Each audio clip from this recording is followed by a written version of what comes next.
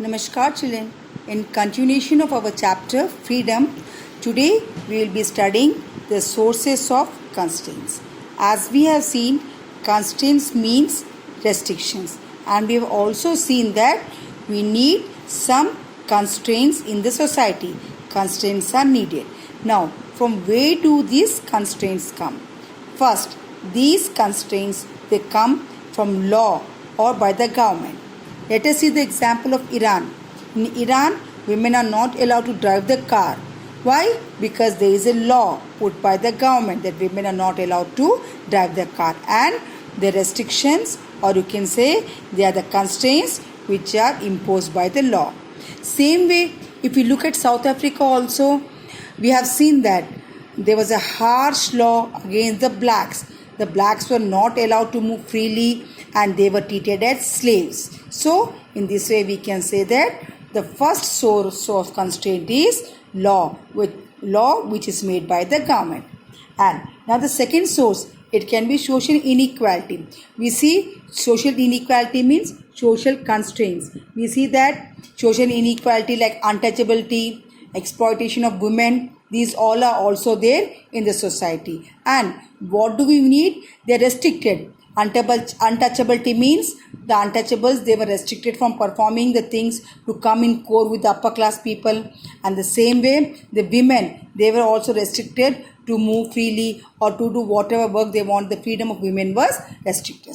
And the same way, we can see economic equality in the form of economic constraints. There was economic equality also. We see today also economic equality. Rich are more rich, poor are more poor. There is no economic freedom for some groups of people.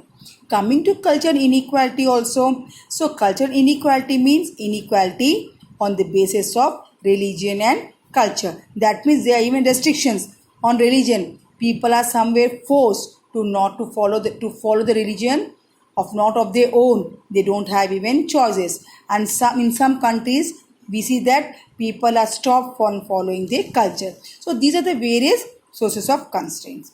So when we talk of this, let us today study the views of Subhash Chandra Bose on freedom. So Subhash Chandra Bose, what did he mean to say? He meant that freedom is not just political freedom, that is to become free from the Britishers and enjoying life only just by pushing away Britishers from our country and getting political freedom. That is not the real freedom. So according to Subhash Chandra Bose, what does he mean by freedom? So freedom of rich and poor. He meant to say that the rich and poor, they should be treated freely and they should be equally treated, the rich and the poor, and it is the freedom of the rich and poor, the freedom of men and women. That means both the men and women, they should be treated equally, and freedom for men should be equal to the freedom of women, because at that time women were not given much freedom as that of male.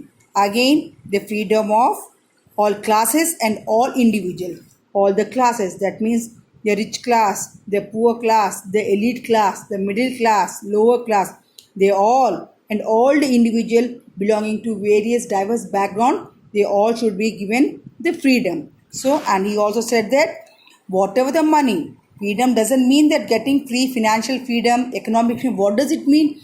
According to Bose, he said that there should be equal distribution of wealth. That means the money of the country, it should be distributed equally among the people of the society. It's not that rich get more money and poor do not get. No, there should be equal distribution of the wealth among its people.